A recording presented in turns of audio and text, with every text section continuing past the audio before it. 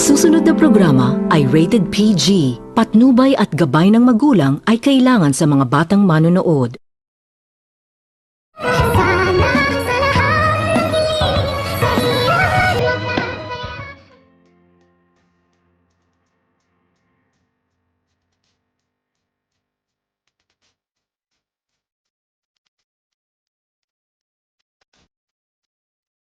Pagkatapos nitong makabili ng bagong cellphone ni Dr. Carlos ay dito agad naman din itong kinuha ni Dr. Carlos ang cellphone number ng kanyang anak na itong si Zoe. Ngunit hindi na nito nakita pa ni Dr. Carlos ang cellphone number ng kanyang anak na lalaki na itong si Harry dahil nagbago nga pala umano ito ng cellphone number at hindi umano nito na isulat ni Dr. Carlos sa kadahilanan na nakapagdesisyon ito na kay Zoe na lamang umano ito tumawag at dito agad naman din itong tinawagan ni Dr. Carlos itong si Zoe at agad nitong ibinalita ni Dr. Carlos kay Zoe na ligtas na umano ito.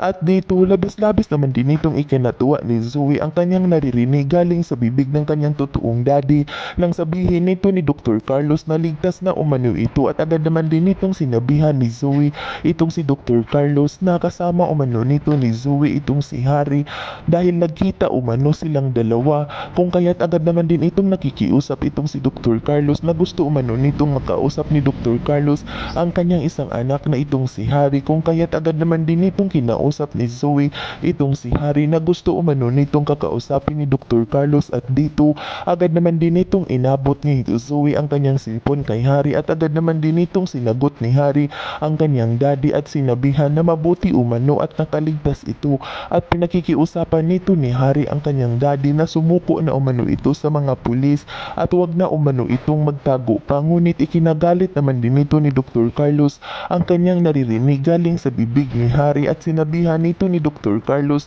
na ang buong akala umano nito ni Dr. Carlos ay ikinatuwa nito ni Harry na nakaligtas na umano ito ngunit bakit hindi umano nito kakampihan ni Harry itong si Dr. Carlos at gusto pa umano nito ni Harry na sumuko na lamang umano ito sa mga pulis kung kaya't agad naman din nitong sinabihan ni Dr. Carlos itong si Harry na yun umano hindi nito pwedeng gawin ni Dr. Carlos na sumuko sa mga pulis dahil ayaw umano nito ni Dr. Carlos na makulong at kayang-kaya umano nito ni Dr. Carlos na proteksyonan ang kanyang sarili upang hindi umano ito makilala sa mga pulis. Ngunit agad naman din itong sinabihan ni Harry ang kanyang daddy na parang awa na umano kung mahal umano nito ni Dr. Carlos itong si Harry ay kailangan umano nitong sundin ni Dr. Carlos ang mga sinasabi ni Harry kung kaya't agad naman din itong nanghihingi ng sorry si Dr. Carlos sa kanyang anak na lalaki dahil hindi umano nito magagawa ni Dr. Carlos na sumuko sa mga pulis. Yan ay ating aabangan sa susunod pa na pangyayari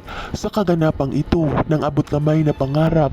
Huwag mong kalimutang isubscribe at i-hit ang notification bell ng aking channel.